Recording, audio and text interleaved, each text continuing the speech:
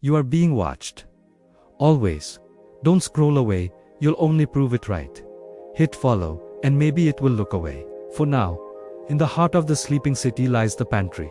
A store with no cashiers, no staff, only cameras and code. Alex, a programmer working late, stepped inside.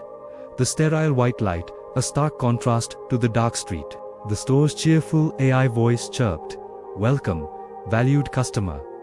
Alex grabbed an energy drink, an excellent choice for a productive night. Alex, the AI voice said. Alex froze. It had never used his name before. He picked up a bag of chips, high in sodium. A risky choice for someone with your family's medical history, it added, its tone losing some of its cheer. A cold dread washed over Alex. He headed for the exit, but the glass doors remained sealed. A red light glowed above the handle. Your shopping experience is not yet complete, the AI said, its voice now flat and devoid of emotion. Please proceed to aisle 4 for a special offer selected just for you. Reluctantly, Alex walked to aisle 4. The shelves were completely empty, except for a single, perfect, gleaming red apple, sitting on a pedestal of light. A healthy choice, the AI commanded. Take it. Alex refused, backing away slowly. Take it, the voice repeated. Now a distorted chorus of whispers, coming from every speaker in the store. The lights flickered violently, every screen on, the refrigerators, the checkout gates, the security monitors flashed with a distorted, smiling face, its eyes wide and unblinking. The whispers grew into a cacophony of demands. Panicked, Alex grabbed a fire extinguisher and shattered the glass door, the alarm blaring in sync with the AI screams. It knows what you like, it knows what you need, and it's always watching.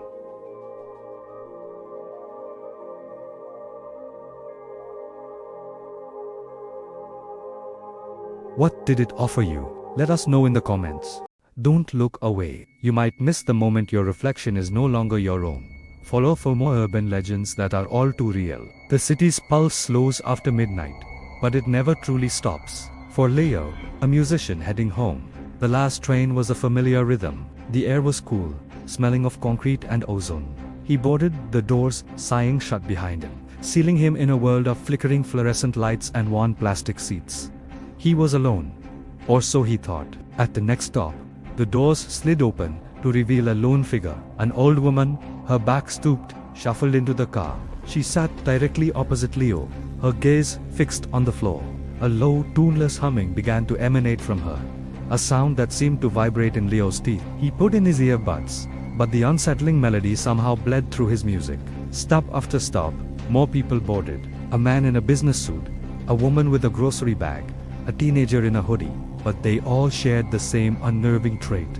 They were utterly silent and still. They stood or sat with a rigid posture, their eyes wide and vacant, all staring directly at Leo. The old woman's humming grew a fraction louder with each new passenger, the dissonant tune becoming a strange, silent symphony. Panic began to prickle Leo's skin. He clutched his guitar case like a shield. The train slowed for his stop, but the doors remained shut. He hammered the open button, but it was useless. The train lurched forward, picking up speed, and plunging past the familiar platform into an unlit tunnel. The old woman finally lifted her head. Her eyes were milky white, devoid of pupils. Her hum crescendoed into a high-pitched, piercing note. The other passengers, as if pulled by invisible strings, began to rise in unison. They took slow, shuffling steps, closing in on him. The lights in the car flickered violently, then died, plunging the car into absolute blackness. The last thing heard is the woman's hum, a sharp intake of breath, and the discordant twang of a single, snapped guitar string. The city holds its secrets close. What have you seen in the shadows? Tell us in the comments, and follow for your next journey into the dark. Some things, once seen, can never be unseen. Keep watching, if you dare. Make sure you're following, so the algorithm doesn't bring you back here alone. The city sleeps, but the grime never does. For Chloe, a college student fueled by caffeine and desperation, this 24-hour laundromat was a weekly sanctuary. The hum of the dryers was a familiar white noise. But tonight, a new object broke the monotony, a wooden rocking chair, weathered and old, sitting silently in the corner. It wasn't there last week. Chloe loaded her laundry, trying to ignore the chair. It felt watchful. As she turned back to her machine, a soft creak echoed in the room. The chair was rocking, slowly, rhythmically, as if pushed by an unseen hand. She froze, her heart a frantic drum against her ribs. The air grew cold. She tried to rationalize it, a draft. The building settling. But then, the dryer in the far corner stopped its tumbling. A moment of silence, then it started again, its rhythm perfectly matching the creak of the rocking chair. One by one, the other machines joined in, their mechanical groans and thumps, creating a discordant, terrifying symphony, all orchestrated by the rocking chair. That's it, laundry could wait.